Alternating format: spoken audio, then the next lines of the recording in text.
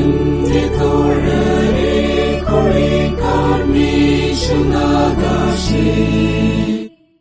N സഹായ സേന വരുന്നേ, ജയം തന്നെ. കോട്ട കാപ്പി ഞാൻ വരുന്നേശു ചൊല്ലുന്നു, കാത്തിടാം എൻ കൃപയാലെന്നുത്തരം ചൊല്ലാം.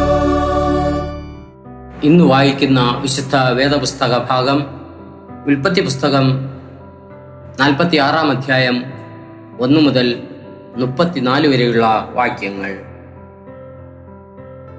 അനന്തരം ഇസ്രായേൽ തനിക്കുള്ള സകലവുമായി യാത്ര പുറപ്പെട്ട് ബേർശേബയിലെത്തി തന്റെ പിതാവായ ഇസ്ഹാക്കിന്റെ ദൈവത്തിന് യാഗം കഴിച്ചു. ദൈവം ഇസ്രായേലിനോട് രാത്രി ദർശനങ്ങളിൽ യാക്കോബേ യാക്കോബേ എന്ന് വിളിച്ചതിന് ഞാനിതാ എന്ന് അവൻ പറഞ്ഞു. അപ്പോൾ അവൻ, ഞാൻ ദൈവമാകുന്നു, നിന്റെ പിതാവിൻ്റെ ദൈവം തന്നെ. മിസ്രൈമിലേക്ക് പോകുവാൻ ഭയപ്പെടേണ്ട, അവിടെ ഞാൻ നിന്നെ വലിയ ജാതിയാക്കും എന്ന് അരുളി ചെയ്തു.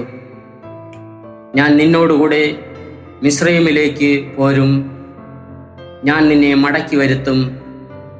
യോസെഫ് സ്വന്തം കൈകൊണ്ട് നിന്റെ കണ്ണ് അടയ്ക്കും എന്നും അരുളി ചെയ്തു.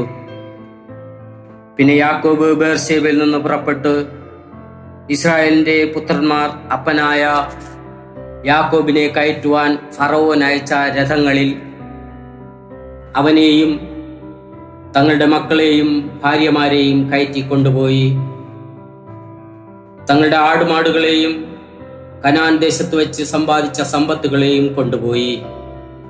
അങ്ങനെ യാക്കോബും സന്തതികളുമെല്ലാം മിസ്രൈമിൽ എത്തി. അവൻ തന്റെ പുത്രീപുത്രന്മാരെയും പൗത്രീപൗത്രന്മാരെയും തന്റെ സന്തതികളെയൊക്കെയും കൂട്ടി മിസ്രൈമിലേക്ക് കൊണ്ടുപോയി.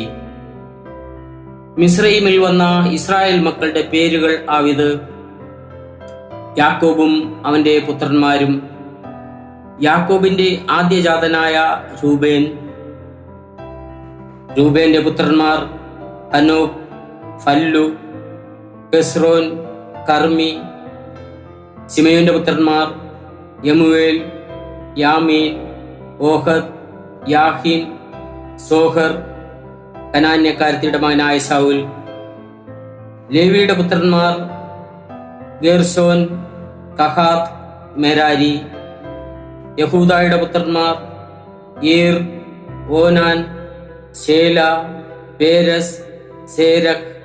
എന്നാൽ ഏർ, ഓനാൻ എന്നിവർ കനാൻ ദേശത്ത് വെച്ച് മരിച്ചുപോയി. പേരസിന്റെ പുത്രന്മാർ ഹെസ്രോൻ, ഹാമൂൽ. ഇസാഖാറിന്റെ പുത്രന്മാർ തോല, പൂവ, യോബ്, ശിമ്രോൻ. സെബൂലൂന്റെ പുത്രന്മാർ സേരദ്, ഏലോൻ, യഹ്ലയേൽ. ഇവർ ലേയയുടെ പുത്രന്മാർ. അവൾ അവരെയും യാക്കോബിന്റെ മകളായ ദീനായെയും അവന് പത്തൻ അരാമിൽ വെച്ച് പ്രസവിച്ചു. അവന്റെ പുത്രന്മാരും പുത്രിമാരും എല്ലാം കൂടെ 33 പേർ ആയിരുന്നു. ഗാദിന്റെ പുത്രന്മാർ സിഫ്യോൻ, ഹഗ്ഗി, ശൂനി, യെസ്ബോൻ, ഏരി, അരോദി, അരേലി. ആശേരിന്റെ പുത്രന്മാർ ഇമ്ന, ഇശ്വ, ഇശ്വി, ബെരിയ. ഇവരുടെ സഹോദരി സേരഖ്. ബെരിയാവിന്റെ പുത്രന്മാർ ഹേബർ, മൽക്കിയേൽ. ഇവർ ലാബാൻ തന്റെ മകളായ ലേയയ്ക്ക് കൊടുത്ത ശിൽപായുടെ പുത്രന്മാർ. അവൾ യാക്കോബിന് ഈ 16 പേരെ പ്രസവിച്ചു. യാക്കോബിന്റെ ഭാര്യയായ റാഹേലിന്റെ പുത്രന്മാർ യോസേഫ്, ബെന്യാമീൻ. യോസേഫിന് മിസ്രയീം ദേശത്ത് മനശ്ശെയും എഫ്രയീമും ജനിച്ചു. അവരെ ഓനിലെ പുരോഹിതനായ പോത്തിഫേറയുടെ മകളായ ആസ്നത്ത് അവന് പ്രസവിച്ചു. ബെന്യാമീന്റെ പുത്രന്മാർ ബേല, ബേഹർ, അശ്ബൽ, ഗേര, നാമാൻ, യേഹി, രോസ്, മുപ്പീം, കുപ്പീം, ആരദ്. ഇവർ റാഹേൽ യാക്കോബിന് പ്രസവിച്ച പുത്രന്മാർ. എല്ലാം കൂടെ 14 പേർ. ദാന്റെ പുത്രന്മാർ ഹൂശീം, നഫ്താലിയുടെ പുത്രന്മാർ യഹസേൽ, ഗൂനി, യേസർ, ശില്ലേം. ഇവർ ലാബാൻ തന്റെ മകളായ റാഹേലിന് കൊടുത്ത ബിൽഹായുടെ പുത്രന്മാർ. അവൾ യാക്കോബിന് ഇവരെ പ്രസവിച്ചു. എല്ലാം കൂടെ 7 പേർ. യാക്കോബിന്റെ പുത്രന്മാരുടെ ഭാര്യമാരെ കൂടാതെ അവന്റെ കടിപ്രദേശത്തു നിന്ന് ജനിച്ചവരായി അവനോടുകൂടെ മിസ്രൈമിൽ വന്നവർ ആകെ 66 പേർ. യോസേഫിന് മിസ്രൈമിൽ വെച്ച് ജനിച്ച പുത്രന്മാർ 2 പേർ. മിസ്രൈമിൽ വന്നവരായ യാക്കോബിന്റെ കുടുംബം ആകെ 70 പേർ. എന്നാൽ ഗോശനിലേക്ക് യോസഫ് തനിക്ക് വഴി കാണിക്കേണ്ടതിന് അവൻ യഹൂദായെ അവന്റെ അടുക്കൽ മുമ്പിട്ട് അയച്ചു. ഇങ്ങനെ അവർ ഗോശൻ ദേശത്തെത്തി. യോസഫ് രഥം കെട്ടിച്ച് അപ്പനായ ഇസ്രായേലിനെ എതിരേൽപ്പാൻ ഗോശനിലേക്ക് പോയി. അവനെ കണ്ടപ്പോൾ കെട്ടിപ്പിടിച്ച് ഏറെ നേരം കരഞ്ഞു. ഇസ്രായേൽ യോസെഫിനോട്, നീ ജീവനോടിരിക്കുന്നു എന്ന് ഞാൻ നിന്റെ മുഖം കണ്ടറിഞ്ഞതുകൊണ്ട് ഞാൻ ഇപ്പോൾ തന്നെ മരിച്ചാലും വേണ്ടതില്ല എന്ന് പറഞ്ഞു.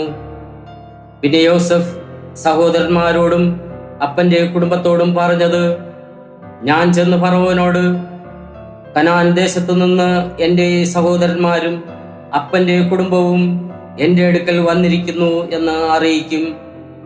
അവർ ഇടയന്മാരാകുന്നു. കന്നുകാലികളെ മേയ്ക്കുന്നത് അവരുടെ തൊഴിൽ. അവർ തങ്ങളുടെ ആടുകളെയും കന്നുകാലികളെയും തങ്ങൾക്കുള്ളതൊക്കെയും കൊണ്ടുവന്നിട്ടുണ്ട് എന്ന് അവനോട് പറയും.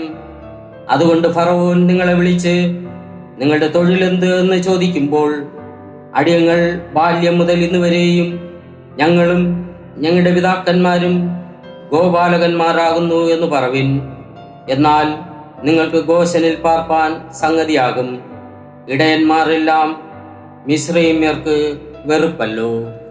ഇവിടെ വേദഭാഗം വായിച്ച് അവസാനിക്കുന്നു. ആമേൻ.